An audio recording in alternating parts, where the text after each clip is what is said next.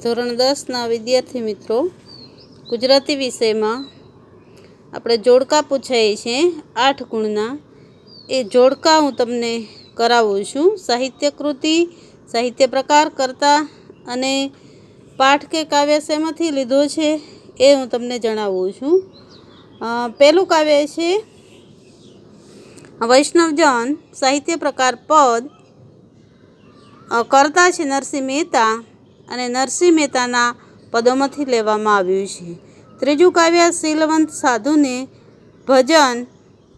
કર્તા છે ગંગા સતી અને ગંગા સતીના ભજન ગંગામાંથી લેવામાં આવ્યું છે. પાંચમું કાવ્ય દીકરી. સાહિત્ય પ્રકાર ગઝલ.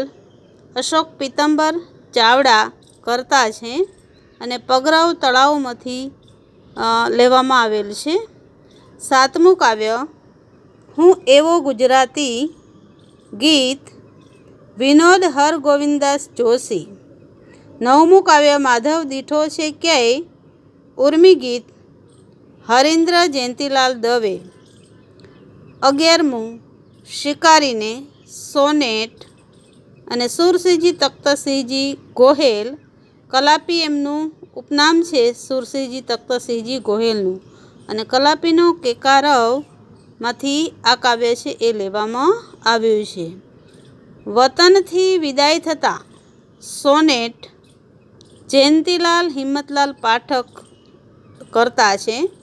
15મું કાવ્ય બોલીએ ના કઈ ગીત રાજેન્દ્ર કેશવલાલ શાહ. 17મું દિવસો જુદાઈના જાય છે ગઝલ અબ્દુલ ગની દહીવાલા. 19 એક બપોર ઉર્મી કાવ્ય રાવજી છોટાલાલ પટેલ. 21મું કાવ્ય છે ચાંદલિયો અને એ લોકગીત છે. મિત્રો, લોકગીત છે એના કોઈ કવિ નથી હોતા.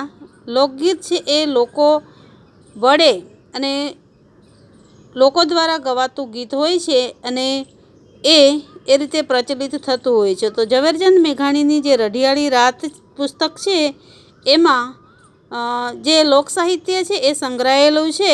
એમાંથી આ ચાંદલિયો કાવ્ય છે એ લેવામાં આવ્યું છે. 23મું છે લઘુ કાવ્યો દુહા મુક્તક હાઈકુ. તો મુક્તક છે રઈસ મણિયારાનું.